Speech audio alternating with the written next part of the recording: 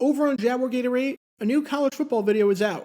In this video, we talk about a 1996 game between Pitt and Rutgers, and how ESPN refused to televise the game because they wanted to air a cheerleading competition instead. Click the card in the upper right corner to watch. And now, on with our feature presentation. January 26, 1997. We're down in New Orleans for the biggest game of the NFL season, as on this day, the Green Bay Packers are playing the New England Patriots at Super Bowl 31. The stakes for this one are obvious.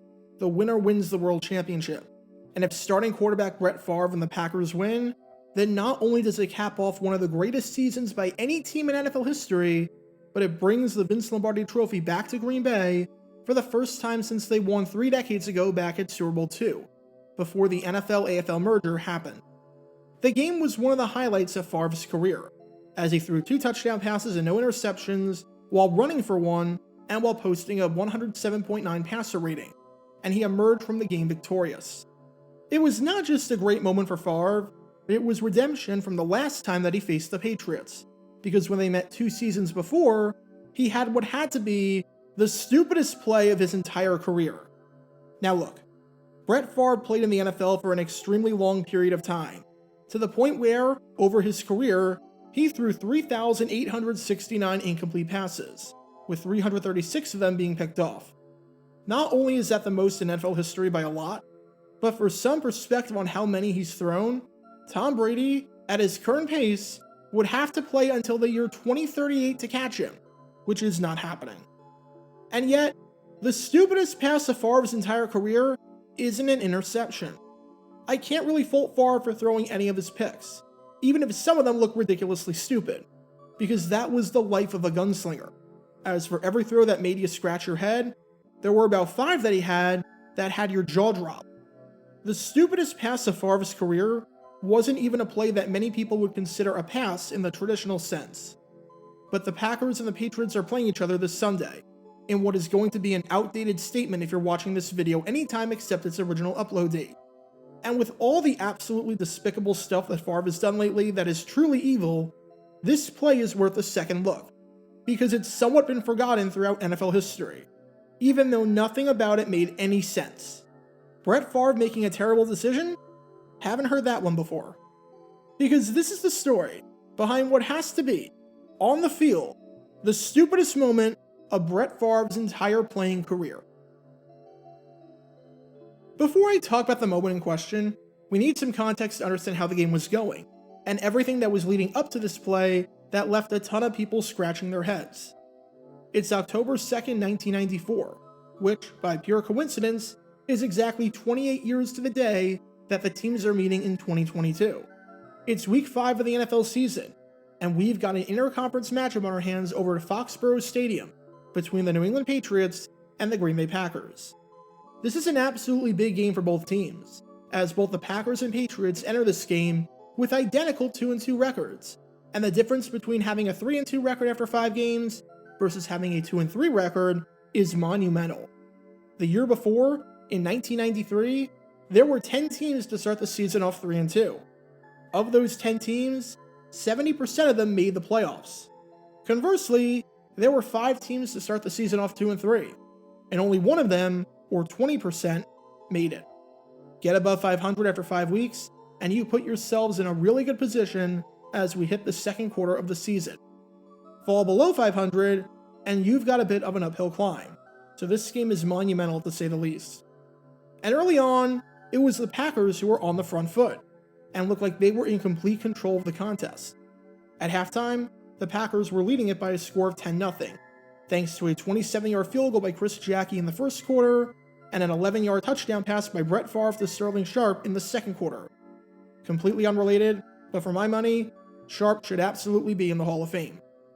The bad news for the Patriots, obviously, was that they were going into the halftime break with a goose egg next to their name, getting completely blanked in the first half. The good news, however, was that it was a lot of self-inflicted wounds that could easily be corrected. The Patriots had their opportunities. They just shot themselves in the foot. We're talking about the Packers scoring their only touchdown of what was an otherwise rough offensive half for them because they had a ridiculously short field to work with following a Drew Bledsoe interception. We're talking about the Pats getting the ball in Green Bay territory facing 3rd and 1 before taking an 11-yard sack. We're talking about the Pats getting down to the 4-yard line before Bledsoe fumbled the ball, and the team lost possession. And we're talking about the Pats getting down to the 30-yard line, but failing to score any points following a missed field goal from Matt Barr. If the Pats could just capitalize on these opportunities, they would be right back in the game. And sure enough, in the second half, that's exactly what happened, as following 2 touchdown passes from the second-year man, Drew Bledsoe, to his second-year wide receiver, Vincent Brisby, the Patriots had their first lead of the entire game. After a 10-yard touchdown pass in the third quarter and a 37-yard touchdown pass in the fourth quarter, with just over 2 minutes left in the game, the Packers were down by 4, needing a touchdown to win the game. However, if there's any man that can lead a touchdown drive down the field, it's Brett Favre. I mean, the man led the NFL in fourth quarter comebacks and game-winning drives the year before in 1993. So there was no reason why he couldn't do it again, especially with a fair amount of time left on the clock. For the 2-time Pro Bowl quarterback, it was time to show what he was made of, and why he was regarded by many at the time as one of the best quarterbacks in the entire sport.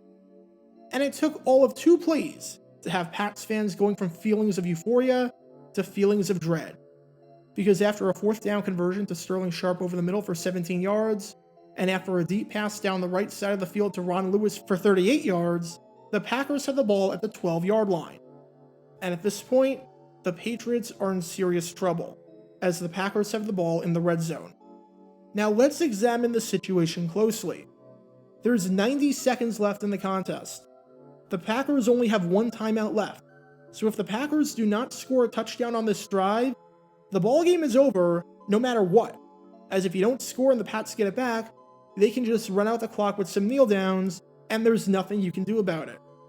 That means that at this point, needing to go 12 yards and having a timeout in your back pocket, the clock is not an issue. If anything, you want to drain as much time as possible, and let the clock wind all the way down so that if you do score a touchdown, you give the Patriots as little time as possible to drive down the field and possibly tie or win it in regulation. Obviously, no one is going to say to call plays that have no shot at scoring and to intentionally not try and score a touchdown, because you're still down by 4, and the points are the most important thing here. But you can use the clock to your advantage. In other words, you don't go ahead and do, well, you don't do this. He beat Rod Smith in Green Bay with 1 timeout remaining, picks up 39 yards. He's going to down it, throw the ball on the ground, throw the ball on the ground. That's what Favre does. That's right. He spiked the ball to stop the clock. There are many, and I mean many reasons why this was such a horrible idea. And for the record, we'll get to what Favre and head coach Mike Holmgren had to say about it. But this was all Favre's doing. If it wasn't, then this would be a dumb decisions episode, no question about it, and we'd be grilling Mike Holmgren until the cows came home. But number 1, you're wasting a down. Spiking the ball is fine to waste a down when the clock is an issue, as in, you're worried that without spiking the ball to stop the clock, you're not going to have enough time to score. But spiking the ball comes with a loss of down, giving you 1 less chance to get the requisite 10 yards and score. And in this situation, when you not only have plenty of time, you have a timeout to work with, and you have an extremely short field, that's like the trifecta of when not to spike the ball. Number 2, and the biggest reason, you just played right into New England's hands. The best case scenario for the Pats, obviously, is that you keep the Packers out of the end zone. The second best case scenario, however, is that the Packers score super quickly, so you can get the ball back with enough time to do something. Let's say, hypothetically, that the Packers score a touchdown on the very next play after the spike. The Pats now have 90 seconds to drive down the field. Completely doable. But if, let's say, you take the play clock all the way down, and then you score a touchdown, it's 50 seconds. Not as doable. Or you force the Pats to burn one of their timeouts, which might restrict their ability, if they get the ball back, to go over the middle of the field. Spiking the ball here is literally the stupidest thing that you could do, and the stupidest play call you could design. Fortunately, after the game, Favre gave an explanation as to why he did this. However, His explanation makes no sense whatsoever. As Favre said, that was a big play we had right before. Everybody's running around crazy. You spike it, and that way, you can huddle up instead of running up and calling a play at the line and have something crazy happen. On one hand, I do get where he's coming from, where you allow your guys to settle down. On the other hand, who said anything about needing to run the no-huddle offense here? You need to go 12 yards in 90 seconds, and preferably, you want to do it while bleeding clock. And you still had a timeout to work with. You could have easily gone into the huddle, or just not call a play and then burn the final timeout without burning it down in the process. There were so many more reasonable and logical options here if you were that concerned about everything being too chaotic than spiking the ball. And after the game, Holmgren defended his quarterback, saying on Favre's decision, he probably did the right thing. All I cared about was scoring at that point. I didn't care how much time was left on the clock. Our job was to score. But that's the question. Why didn't you care about the clock? The clock was irrelevant. I get why you don't care about the clock if, let's say, you need to go 50 yards in 90 seconds, but 12 yards? You can do that in your sleep. Every team in football can do that. No matter what happens or how much time is left on the clock, if you don't score, you lose the game. So you might as well burn as much clock as possible. The clock is the enemy of the Patriots at this point, not the enemy of you guys. And can you really only focus on one thing at a time? You're a head coach, and you can't focus on more than one thing? You can't focus on scoring and the clock simultaneously? That says a lot. So that raises the ultimate question.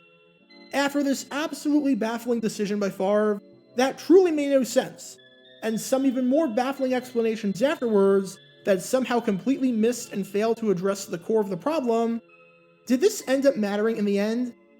Of course it did! Of freaking course it did! Because guess what happened next? The Packers scored a touchdown with 1:14 left, instead of 34 seconds left, assuming everything else was the same, but the Packers just took the play clock all the way down instead of spiking it right away. The Packers then missed the extra point, the Patriots then got the ball at the 40-yard line after Chris Jackie's kickoff went out of bounds, and the Patriots, with all the time in the world thanks to some abysmal clock management by the Packers on that previous drive that lacked any and all foresight, won the game on a 33-yard field goal by Matt Barr. Obviously, I'm not blaming Favre for the special teams just completely collapsing down the stretch to set this up. But this is exactly why you let the clock run in this situation. Because if you do screw up, whether it's on defense or on special teams, and you allow a big play or give up great field position, the other team has way less time to work with, and they actually have to think about the clock.